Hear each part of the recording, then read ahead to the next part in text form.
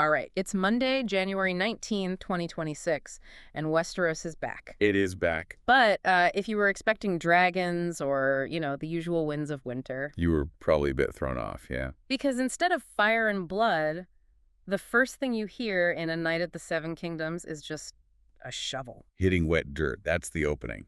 So today we are diving into that premiere, The Hedge Knight. And we have to start with that title. Right, because Hedge Knight isn't just some cool fantasy name. It's a class, a status. It literally means you're a wandering knight with no land, no master. You sleep under hedges. And that one idea just drives the whole feel of the show. It's such a pivot from House of the Dragon. A huge pivot. We're not worried about the Iron Throne. No, we're worried about where the next meal's coming from. And the showrunner, Owen Harris, he really commits to this grime.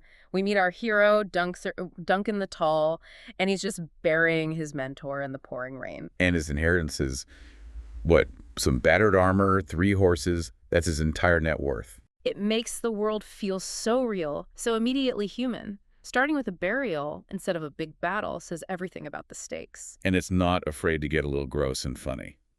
We have to talk about the diarrhea scene. We do, because it's hilarious, but it's also doing a lot of work. Right. It's telling you that heroes in this world don't live in palaces with, proper plumbing. It's just pure biological reality, and that reality sort of sets the stage for the main conflict, the gap between the highborn and the lowborn. So Dunk heads off to this tournament at Ashford Meadow to try and make some coin. And that's where the two worlds collide. Yeah. That's where he meets Egg. This tiny, bald kid at an inn who has just so much attitude. Dunk basically tells him to get lost, but the kid is persistent. Yeah, he stows away in a lamb cart to force Dunk to take him on as a squire. The performances are great. Peter Claffey plays Dunk as this guy who's like thick as a castle wall but sincere. And Dexter Salansel as Egg is just this little spark of mischief. But that mischief is, it's hiding the biggest hook of the whole show. Oh yeah. If you haven't read George R.R. Martin's novellas, this reveal must have been a huge shock. Peg is not a stable boy. Not even close. He's Prince Aegon Targaryen. 4th son of Prince Maekar, which, that suddenly makes you rethink every single thing he said up to that point. Exactly. That sharp tongue isn't just a bratty kid. No, it's a prince who has probably never been told no in his entire life.